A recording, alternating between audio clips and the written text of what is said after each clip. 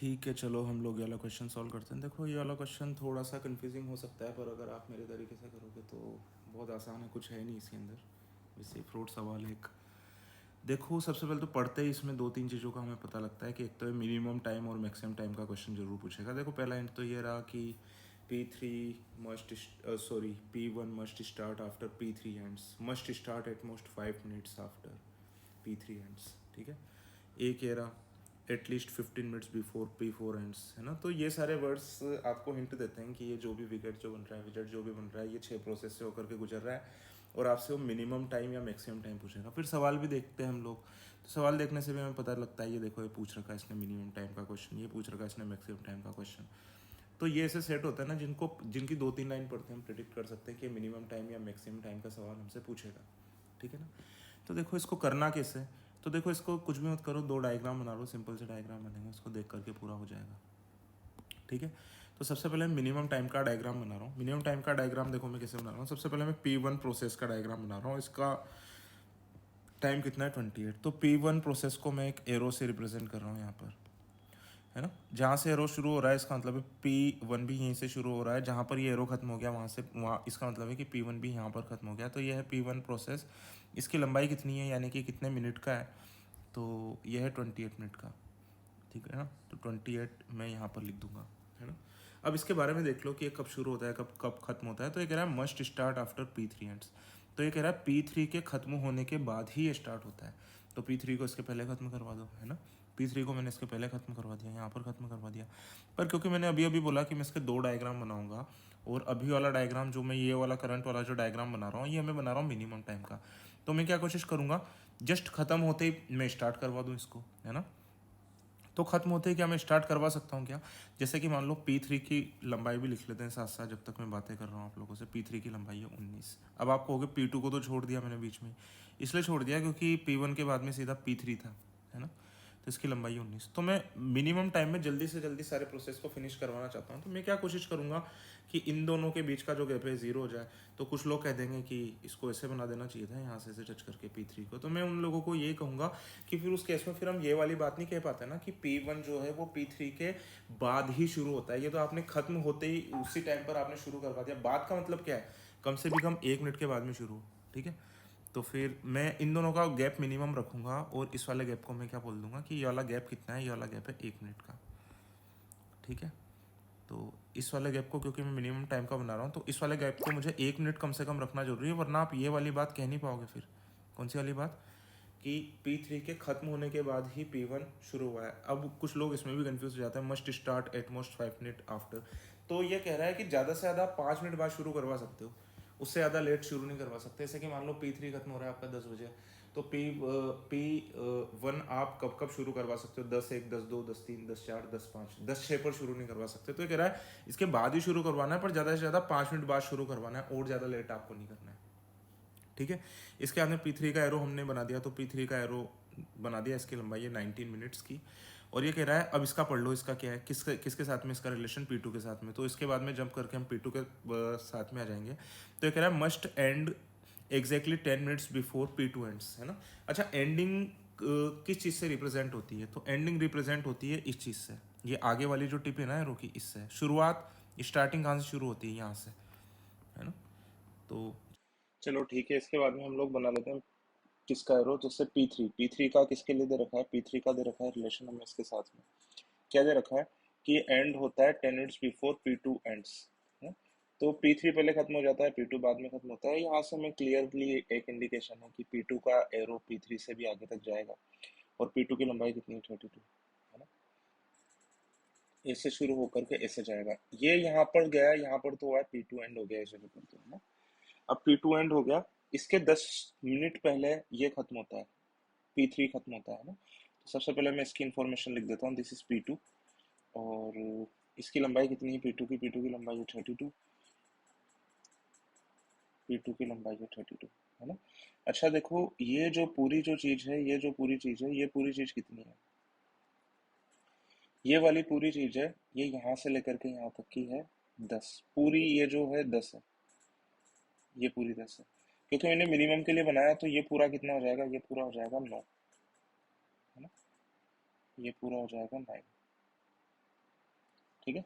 और ये यहाँ से यहाँ तक की लंबाई कितनी बच जाएगी अब इसकी, क्योंकि ये 10 उधर चला गया, तो ये यहाँ से यहाँ तक की लंबाई कितनी बचेगी, इस वाले एरो की, इस वाले एरो की यहाँ से यहाँ तक की लंबाई बच जाएगी 22।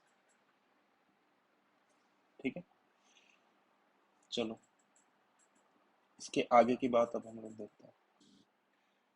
इसके बाद में देखो P2 का कनेक्शन किससे दे रखा है। P2 का जब हम पढ़ेंगे तो ये कह रहा है must start before P4 ends, है ना। P4 के एंड होने से पहले पहले स्टार्ट हो जाना चाहिए। इसका साफ सीधा सा मीनिंग ये हो जाएगा कि P4 का एरो आप ऐसे नहीं बना सकते। ऐसे बनाने का मतलब तो क्या हो गया, अगर हम P4 को यहाँ पर बनाऊंगा कि P4 यहाँ पर एंड हुआ है उसके बाद में ये स्टार्ट हुआ है, ऐसा नहीं। यानी कि P4 के एरो को मुझे कैसे बनाना है, ओवरलैप करते हुए बनाना है। अब क्योंकि मुझे मिनिमम टाइम निकालना है ना, तो मैं चाहूंगा मैक्सिमम ओवरलैप करूँ। अगर मेरी कोशिश होगी तो मैं ये 3 एरो बना रहा हूँ P4 के, बताओ मैं कौन सा वाला बनाऊंगा। 4 बना रहा हूँ तो मैं ये वाला बनाऊंगा, क्योंकि मुझे मिनिमम टाइम में फिनिश करवाना है ना, तो मुझे इन सब के अंदर कम से कम टाइम के अंदर मुझे इन सारे के सारे एरो को लाना है। ठीक है ना, तो मैं कौन सा वाला एरो लाऊंगा इसके अंदर, ये वाला लाऊंगा मैं, फोर्थ वाला। ठीक है, तो देखो मैं ला भी सकता हूँ कि फोर्थ वाला। तो ये कह रहा है कि सबसे पहले तो P4 के एंड होने से पहले पहले शुरू हो जाना चाहिए, तो इसका तो मतलब है ओवरलैप करवाना है ना। अब देखो यहाँ पर मैं आप लोगों को एक बात कह रहा हूँ कि देखो मैंने P4 ऐसे बना दिया यहाँ पर, मैं इससे ज्यादा ओवरलैप नहीं कर सकता, है ना। अब मैं इसकी क्वांटिटी भी दे देता हूँ। इसकी क्वांटिटी कितनी होगी, ये दोनों गैप कितना होगा, दोनों के बीच में शुरू होने का गैप कितना होगा, दोनों के बीच में शुरू होने का गैप होगा 1 मिनट का, है ना। अब इधर ध्यान से देखो कि मान लो P2 शुरू हो रहा है 10 बजे, है ना, और ये एरो मैंने बनाया P4 का। P4 की लंबाई कितनी है, P4 की लंबाई है 14, है ना। तो P4 कितने बजे खत्म होगा, P4 खत्म हो जाए, जैसे कि अगर P2 अगर शुरू हो रहा है 10 बजे, तो 10 बज के 1 मिनट पर P4 शुरू हो रहा है, और P4 खत्म होगा 10 बज करके 15 मिनट पर। ठीक है ना, तो इसके P4 के खत्म होने के ज्यादा से ज्यादा 15 मिनट पहले ये शुरू हो सकता है। यही तो मीनिंग हुआ है इसका। देखो, at most must start at most 15 minutes before P4, मतलब ये 15 से ज्यादा मिनट पहले से स्टार्ट नहीं हो सकता। यानी कि ये कह रहा है ये 10-15 से कितना पहले स्टार्ट हो सकता है, ज्यादा से ज्यादा 15 मिनट पहले, 10 मिनट पहले। ये 9:59 पर स्टार्ट नहीं हो सकता। ठीक है ना, तो ये कह रहा है P4 के खत्म होने से पहले स्टार्ट हो रहा है। अब इससे पूछा गया खत्म होने के कितने पहले स्टार्ट हो रहा है, तो कह रहा है 1 मिनट पहले, 2 मिनट पहले, 3 मिनट पहले, ऐसे ज्यादा के ज्यादा आप कितने पहले शुरू करा सकते हैं, 15 मिनट पहले।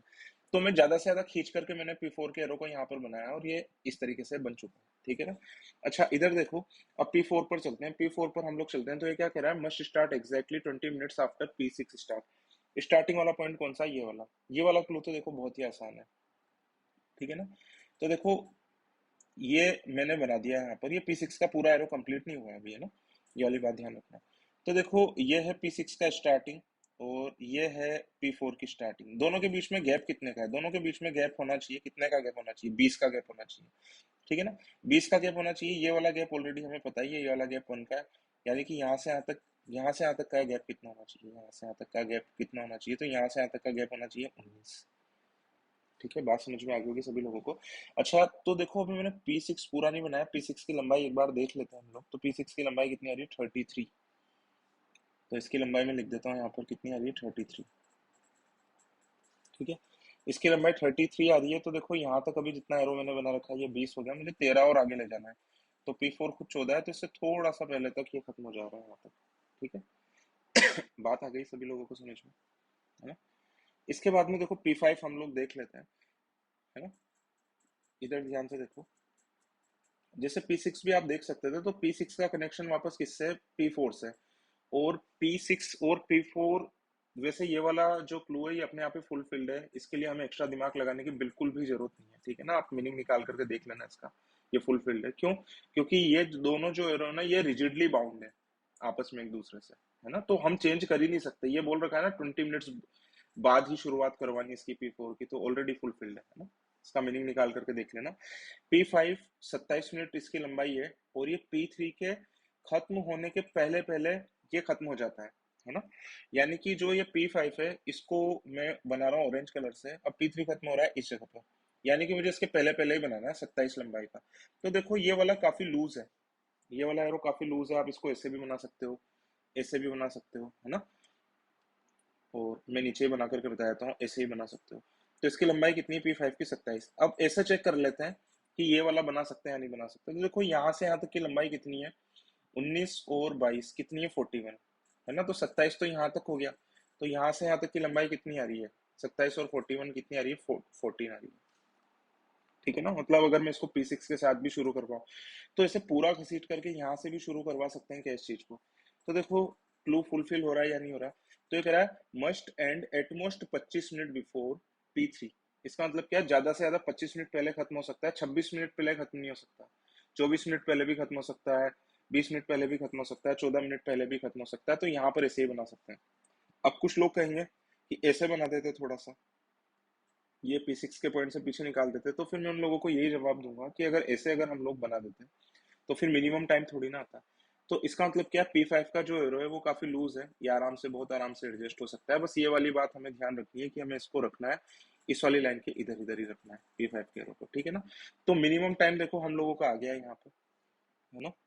ये यहाँ से यहाँ तक, यहाँ से यहाँ तक कितना है, ये 9 है। तो इसके आगे मुझे कितना और जाना है, देखो 9 है, यहाँ से यहाँ तक कितना और जाना है, 9 जाना है, तो कितना और हो गया, 19, है ना।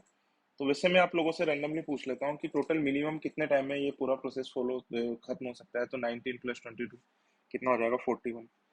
41, 19 प्लस 22 कितना हो जाएगा, 41। ठीक है, 41 प्लस 1 42, 42 और 9 कितना हो जाएगा, 51 और 19 कितना हो जाएगा, 70 मिनट्स, है ना। ये वाला एक सवाल भी पूछा होगा उसने कि मिनिमम प्रोसेस अगर होगा तो कितनी देर में ये खत्म होगा, है ना। तो मिनिमम का आंसर कितना आ जाएगा, 70 मिनट्स। ये रहा क्वेश्चन नंबर 5, 70 मिनट्स। ठीक है, चलो इसके बाद में ये वाला क्वेश्चन देखते हैं, क्वेश्चन नंबर 1।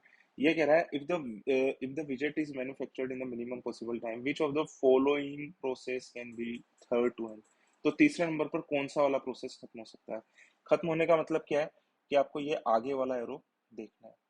ठीक है, तो देखो थर्ड नंबर पर कौन सा खत्म हो सकता है। देखो देखो अभी तक देखने पर सबसे पहले तो खत्म हो रहा है ये वाला, दूसरे नंबर पर खत्म हो रहा है ये वाला, तीसरे नंबर पर P5 खत्म हो सकता है। P2 तो खत्म नहीं हो सकता क्योंकि P2 तो देख लो कितना आगे तक जा रहा है, बहुत ज्यादा एक्सटेंडेड है। तो कौन सा थर्ड नंबर पर कौन सा खत्म हो सकता है, तो P5 खत्म हो सकता है ना। अच्छा इसके बाद में देखो ध्यान से ये वाला question, question number 2। If a विजेट is manufactured in minimum possible time. Minimum possible time का मतलब है यही वाला डायग्राम जो कि हमने बनाया, यही वाला डायग्राम हम लोगों को देखना है। ये कह रहा है and the first process to start commenced at 10 am। तो पहला कौन सा स्टार्ट हो सकता है, P6 स्टार्ट हो सकता है, ये हम मान लेते हैं।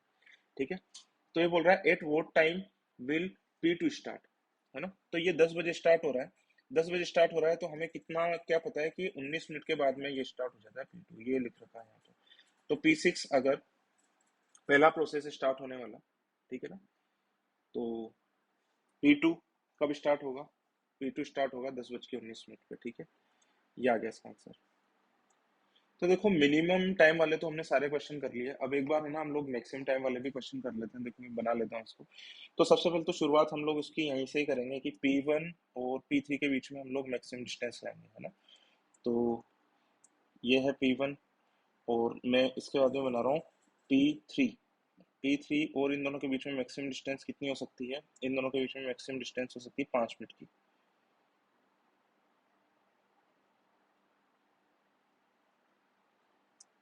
तो ये हो जाएगा 5 मिनट, ये हो जाएगा P3। ठीक है, इसके बाद में फिर मुझे क्या बनाना है, P2 बनाना है ना। P2 बनाना है और P2 इससे 10 मिनट, ये वाला ध्यान रखना है मुझे, है ना। इन दोनों के बीच में कितना होना चाहिए, 10 मिनट का गैप होना चाहिए ना, ये वाला। तो ये वाली लाइन और ये वाली लाइन टोटल कितनी होनी चाहिए, 10 मिनट की, 10 मिनट की होनी चाहिए। यानी कि ये 5 है, ये दोनों लाइन के बीच में 10 मिनट का गैप होना चाहिए। यानी कि 5 मैंने ऑलरेडी बना रखा है, तो 5 मैं और बना दूंगा यहाँ से। ठीक है, अच्छा अब इधर ध्यान से देखो, ये कह रहा है कि ये इसके खत्म होने के पहले स्टार्ट हो जाता है ना। ये वाला कौन सा प्रोसेस बनाया मैंने, P2। P2 बनाया और P2 की लंबाई कितनी है, P2 की लंबाई है 32, है ना। तो इधर ध्यान से देखो, मुझे P4 का एरो बनाना है। P4 का एरो क्या मैं ऐसे बनाऊं यहाँ पर, तो खत्म होने के पहले स्टार्ट हो जाता है P4। तो यहाँ पर क्या है, खत्म होने के साथ में स्टार्ट हो रहा है, पहले स्टार्ट नहीं हो रहा। ठीक है ना, इसका मतलब क्या है, P4 का एरो मुझे थोड़ा सा तो ओवरलैप करके बनाना पड़ेगा, और थोड़ा सा ओवरलैप करके बनाना पड़ेगा। तो थोड़े से का मतलब आप लोग समझते ही हो, थोड़े से का मतलब क्या हो जाएगा, थोड़े से का मतलब हो जाएगा 1 मिनट। 1 मिनट रखना है मुझे ये पूरा मार्जिन, ये पूरा मार्जिन मुझे रखना है 1 मिनट का। 1 मिनट। ठीक है। अच्छा, मैं ये क्या यहाँ से यहाँ तक की क्या मैं पूरी लंबाई निकाल सकता हूँ क्या? तो देखो P2 की लंबाई कितनी थी, पूरे P2 एरो को देखो, आप P2 एरो को देखेंगे तो 32 था, 10 यहाँ तक एडजस्ट हो गया, यानी कि यहाँ से यहाँ तक कितना हो जाएगा, ये हो जाएगा 22। ठीक है। इसके बाद में मुझे P6 एरो बनाना है। P6 एरो बनाना बहुत ज्यादा सिंपल है।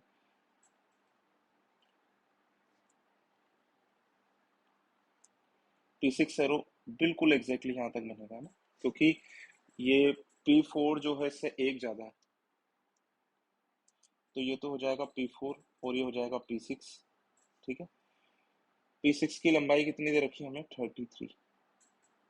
और जैसा कि मैंने आप लोगों को बोला कि P5 जो एरो है वो काफी ज्यादा लूज है, बहुत आराम से आप एडजस्ट कर सकते हो कहीं पर भी। ठीक है ना, तो उसकी ज्यादा टेंशन नहीं लेनी, बस ये ध्यान रखना है हमें कि इस ये वाली जो लाइन है ना P3, इससे 25 मिनट से ज्यादा का गैप नहीं होना चाहिए, 25 से, उसके अंदर अंदर ही रखना है ना। तो P5 को मैं बना नहीं रहा हूँ। ठीक है ना, आप लोगों को समझ में आ गया होगा। तो एक बार हम लोग इसका टाइम देख लेते हैं कि टाइम इसका मैक्सिमम टाइम कितना रहा है। तो 33 प्लस 22 55 प्लस 10 65। और इधर ध्यान से देखो, ये P1 की लंबाई कितनी थी, यहाँ पर P1 की लंबाई थी 28। 28 थी। 28 में से 5 इधर एडजस्ट हम लोग ऑलरेडी करवा चुके हैं, है ना। 5 ऑलरेडी इधर एडजस्ट करवा चुके, तो यहाँ से यहाँ तक कितना बचेगा, इस जगह से इस जगह तक कितना बचेगा, 23। तो 23, तो यहाँ के बाद में मुझे 23 और जोड़ना है, इस जगह तक 23 में जोड़ना है। ठीक है ना, तो 65 और 23 कितना हो जाएगा यहाँ से, ये हो जाएगा 88 मिनट। ठीक है। तो ये भी एक सवाल है ना, कि मैक्सिमम टाइम कितना होगा, तो मैक्सिमम टाइम होगा 88 मिनट। ठीक है, 3 सवाल हो गए। इसके बाद में ये है, इफ ए विजेट is manufactured in the maximum possible time, what is the fifth process to start. ठीक है ना, पांचवा प्रोसेस कौन सा स्टार्ट होगा। तो देखो, पहला इसको मान लेता हूँ, दूसरा इसको मान लेता हूँ, है ना, तीसरा, एक सेकंड रुको, P5 का स्टार्ट पूछा है तो मैंने एंडिंग वाला देख रहा था। ठीक है। P5, ये वाली बात तो पक्की है, P5 की लंबाई कितनी है, 27 है। ठीक है, 27 है तो इससे 1 मिनट पहले आएगा, है ना। 21 तक तो यहाँ तक कवर हो गया, 21, तो ये 6 पीछे जाएगा इधर। इसका मतलब क्या, पहले 3 प्रोसेस स्टार्ट होने वाले, ये जो एरोज है इनकी पूछ तो ये रही, पहले 3 तो ये होगा, है ना। चौथा प्रोसेस कौन सा होगा, ये वाला, और पांचवा फिफ्थ टू स्टार्ट कौन सा होगा, P3, है ना। तो which process will be fifth to start, तो आंसर विल बी P3। ठीक है ना। तो आसान सा सेट था, बस ये जरूर है कि आपको इस वाले डायग्राम को बनाने में थोड़ी सी मेहनत करनी है।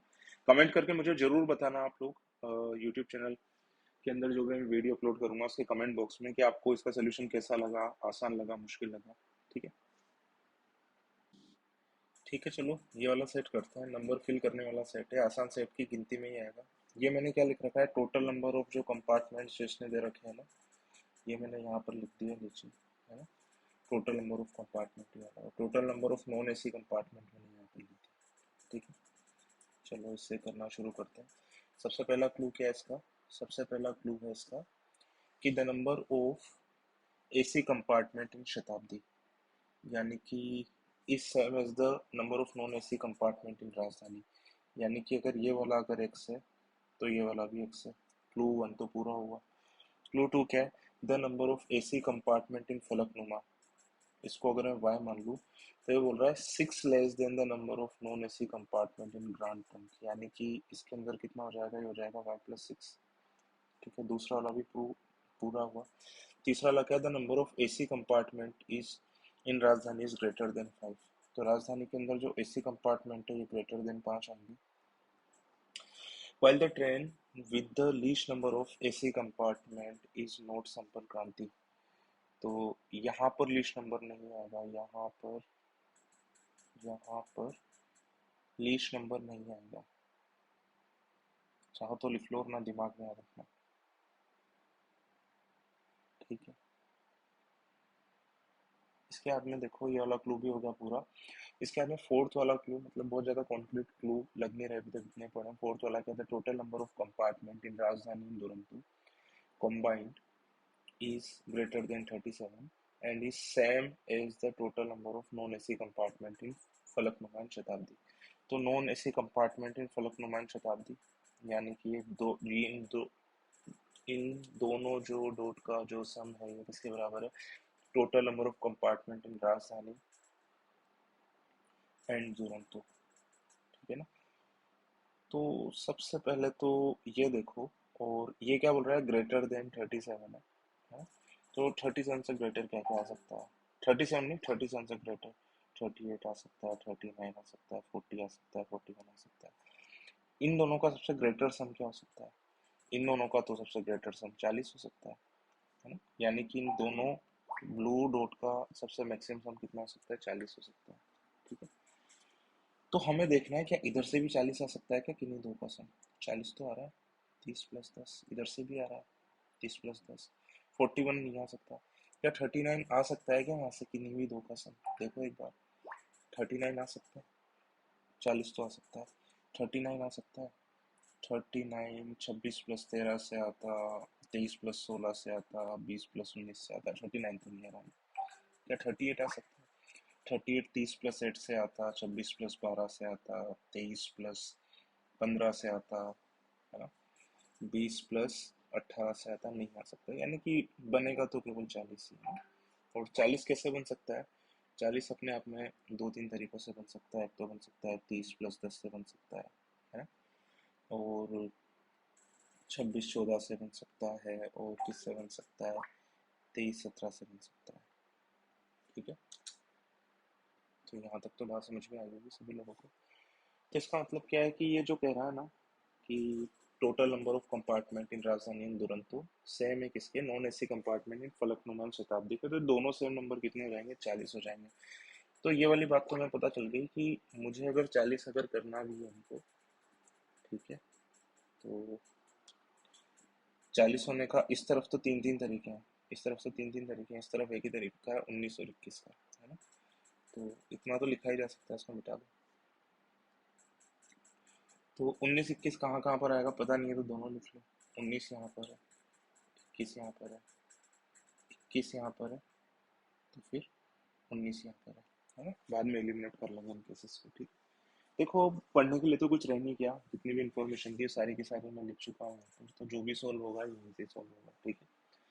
अच्छा देखो इस वाले कॉलम के अंदर क्या क्या नंबर यूज हो चुके हैं, ठीक है। तो देखो 19 21 यूज हो गया है ना, 19 भी यूज हो गया। अब देखो एक्स की वैल्यू के बारे में सोचो, क्या मैं एक्स की वैल्यू 18 मान सकता हूँ क्या, जो भी मैं केसेस बनाऊंगा ग्रे कलर से लिखूंगा, 18 मान सकता हूँ क्या, अगर मैं 18 मान लूँ इधर, तो इधर भी 18 आएगा, 18 आएगा तो टोटल कितना हो जाएगा यहाँ पर, या तो हो जाएगा 37, या फिर कितना हो जाएगा 39। क्या 37 या 39 में से कोई नंबर अवेलेबल है यहाँ पर, नहीं, इतना बड़ा तो नंबर अवेलेबल है ही नहीं, यानी कि 18 एक्स की वैल्यू नहीं हो सकती है ना। जस्ट हिट एंड ट्रायल कर रहा हूँ यहाँ पर, आप वाई की वैल्यू के साथ भी हिट एंड ट्रायल कर सकते थे, ठीक है। क्या 16 हो सकती है, अगर मैंने 16 ले लिया, 16 ले लिया तो यहाँ पर कितना आ जाएगा, तो 35 आएगा या 37 आएगा, तो इतना ज़्यादा मेहनत करने की जरूरत यहाँ पर नहीं है, यहाँ पर मैक्सिमम नंबर ही कितना है, 30। तो नंबर ऐसा लेना है जिसके साथ में जुड़ करके 19 21 30 से छोटा नंबर बना है, 16 भी नहीं आ सकता। क्या 11 आ सकता है, 11 तो आ सकता है, ठीक है, 11 आ सकता है, पर 11 अगर मैं यहाँ पर लूंगा, अगर मैं एक्स की वैल्यू अगर मैं 11 लूंगा यहाँ पर, अगर मैं 11 लूंगा तो यहाँ पर कितना हो जाएगा 30, और यहाँ पर हो जाएगा 32। 32 तो ऑफकोर्स अवेलेबल नहीं है, 30 वाला केस जरूर बन जाएगा। क्या 8 आ सकता है, तो 8 अगर मैं ले लेता हूँ यहाँ पर, तो देखो 11 तो आ सकता है, टिक लगा रखा है, 8 का भी पता नहीं है, 8 का भी चेक करते हैं, 8 आ सकता है यहाँ पर, 8 अगर मैं ले लूंगा तो यहाँ पर कितना हो जाएगा 27 29, क्या दोनों में से कोई भी नंबर अवेलेबल है, तो जवाब है नहीं अवेलेबल, 8 भी नहीं आ सकता, ठीक है। क्या 6 आ सकता है, 6 लूंगा तो कितना आ जाएगा 25 और 27 टोटल आएगा, 25 27 भी अवेलेबल नहीं है, यानी कि हमें पता लग गया यहाँ से कि एक्स की वैल्यू कितनी हो जाएगी, एक्स की एक ही वैल्यू आ रही है 11, और ये वाली वैल्यू हमें फाइनली पता चल चुकी है, तो मैं ब्लू कलर से लिख रहा हूँ उसको। पर ये वाली बात आपको यहाँ पर माननी पड़ेगी कि 11 और 21 32 होता है, तो 32 तो हमारे पास में अवेलेबल नहीं है, लेकिन जो एम्बिग्यूटी थी कि 19 21 आएगा, वो वाली एम्बिग्यूटी यहाँ से हट गई है। यहाँ पर कितना आएगा, यहाँ पर 19 ही आएगा, और यहाँ पर कितना आएगा, यहाँ पर 21 ही आएगा, और टोटल यहाँ का कितना हो जाएगा, यहाँ का टोटल हो जाएगा 30, ठीक है। चलो इसके बाद में क्या कौन कौन से नंबर यहाँ पर हम लोगों के यूज हो चुके हैं, देखो एक बार। तो कौन कौन से नंबर हम लोग यूज़ कर चुके हैं उसका मैं एक बार निशान लगा देता हूँ, यहाँ पर ये 11 भी यहाँ पर यूज़ हो चुका है, ठीक है। अच्छा आप देखो y+6 को मैं क्या क्या मान सकता हूँ, मैं इसको 6 तो नहीं मान सकता, है ना, 6 मानूंगा तो ये 0 ही आ जाएगा, 0 आ जाएगा तो टोटल 21 आएगा, और वैसे भी इसमें दे रखा है ना कि नॉन एसी कंपार्टमेंट 0 नहीं हो सकता, सॉरी, एसी कंपार्टमेंट जीरो नहीं हो सकता, exactly two types of compartment, ठीक है ना। और अगर नहीं भी दे रखा, जीरो मान लेते तो टोटल अगर 21 आना था तो 21 तो अवेलेबल नहीं है आपके पास में। तो वाई की वैल्यू मैं क्या क्या नहीं मान सकता, ये जो हाईलाइट कर रखी है y+6 की वैल्यू, सॉरी, तो जो हाईलाइट कर रखी है वो तो अवेलेबल है नहीं, तो मैं 6 नहीं मान सकता। क्या मैं 8 मान सकता हूँ यहाँ पर? अगर मैं इसकी वैल्यू 8 मान लूंगा, फिर से मैं केसेस बना रहा हूँ, ग्रे कलर का यूज कर रहा हूँ, अगर मैं इसको 8 मान लेता हूँ तो मैं इसको 2 मान लूंगा, टोटल में कितना आ जाएगा, टोटल में कितना आ जाएगा, टोटल में आ जाएगा 23। क्या 23 अवेलेबल है मेरे पास में? 23 तो बिल्कुल अवेलेबल है। तो देखो 8 आ सकता है, अभी तक देखने से लग रहा है। क्या मैं 16 मान सकता हूँ इसको? मान करके देखो, ठीक है। अगर मैं इसको 16 मानूंगा तो y की वैल्यू हो जाएगी 10 और y की वैल्यू हो जाएगी 10, तो टोटल आएगा 31। तो क्या 31 टोटल अवेलेबल है? नहीं है ना, नहीं है अवेलेबल, ठीक है। तो मैं 16 भी नहीं मान सकता। क्या मैं 18 मान सकता हूँ? देखो ध्यान से, अगर मैं 18 मान लूंगा तो y की वैल्यू आ जाएगी 12, और 21 और 12 कितना होता है 33, हाईएस्ट नंबर ही 30 अवेलेबल है, आएगा ही नहीं। यानी कि y+6 की वैल्यू में कितनी मान सकता हूँ? 8, है ना। तो ये मेरे पास में फाइनली आ चुकी है 8। तो मैं इसको कितना लिखूंगा, 2 लिखूंगा, तो यहाँ पर कितना आ जाएगा 23। अब देखो इसने क्या बोल रखा था कि इसको लाना है 40 से, है ना। अब मैंने आप लोगों को शायद मैंने मिटा दिया, मैंने लिखा भी था 40 कितने तरीके से आ सकता है, 30+10 से आ सकता है, 23+17 से आ सकता है, और 26+14 से आ सकता है, ठीक है, इन तीनों से आ सकता है, ठीक है ना। देखो 30 मेरे पास में अवेलेबल नहीं है, 23 मेरे पास में अवेलेबल नहीं है, यानी कि राजधानी और दुरंतो का जो मुझे 40 बनाना है वो किस किस से बनेगा, 26 और इससे ही बनेगा, 14 से बनेगा, ठीक है। अच्छा, अगर मैं यहाँ पर 14 लिख दूंगा तो यहाँ पर एसी कंपार्टमेंट कितने आएंगे, तीन। तीन यहाँ पर आ नहीं सकते क्योंकि AC compartment should be greater than 5, ठीक है। बात आ गई सभी लोगों को समझ में? मैं यहाँ पर 14 नहीं लिख सकता, मैं यहाँ पर कितना लिखूंगा, मैं यहाँ पर लिखूंगा 26, और यहाँ पर अगर मैं 26 लिखूंगा तो यहाँ पर कितना आ जाएगा, यहाँ पर आ जाएगा 15, ठीक है। यहाँ पर आ जाएगा 14, ठीक है। चलो, अब देखो यहाँ पर कौन कौन से नंबर यूज हो चुके हैं मेरे पास में, तो उसके बारे में एक बार बात कर लेते हैं हम लोग। देखो 30 यूज हो चुका, 23 यूज हो चुका, 26 यूज हो चुका, 14 यूज हो चुका, ठीक है। अब मेरे पास में तीन नंबर बचते हैं, 10, 17, और चलो अगर इधर से थोड़ी सी कम हेल्प मिल रही है तो एक अच्छा आइडिया है कि इस तरफ क्या क्या नंबर यूज हो चुके हैं। तो देखो ये तीन तो लगाए रखे हैं, 8 भी यूज हो चुका है ना। मैं देखो यहाँ पर इस वाली जगह पर मैं 16 नहीं लिख सकता, है ना, क्योंकि टोटली 14 है, तो 16 नॉन एसी तो हो नहीं सकते, 18 भी नहीं लिख सकता। We are left with only one option, है ना। एक ऑप्शन क्या बचा है यहाँ पर कि इसके नॉन एसी कितने थे, 6, तो 6 भी यूज हो चुका है ना, 6 को लिख दो यहाँ पर, और 6 यूज हो चुका है यहाँ पर, तो यहाँ पर एसी कितने आ जाएंगे, 14 - 6, यानी कि कितना आ जाएगा 8, ठीक है। चलो इसके बाद में देखो मेरे पास में कितने नंबर बचे हैं यहाँ पर, तो 14 भी यूज हो चुका यहाँ पर, ठीक है। यहाँ पर केवल दो नंबर खाली हैं, केवल इस जगह पर दो नंबर खाली हैं। एक तो क्या है, 16 और 18, और इस जगह पर तीन नंबर खाली हैं, 10, 17 और 20। तो ये टोटल है 16 प्लस समथिंग बनेगा, यहाँ पर 18 प्लस समथिंग बनेगा, और तो देखो 10 तो इनका जो टोटल बनेगा वो 10 तो कभी होने से रहा है ना, दोनों का 16 18 से बड़ा ही होगा, यानी कि यही दो ऑप्शन होंगे, ठीक है।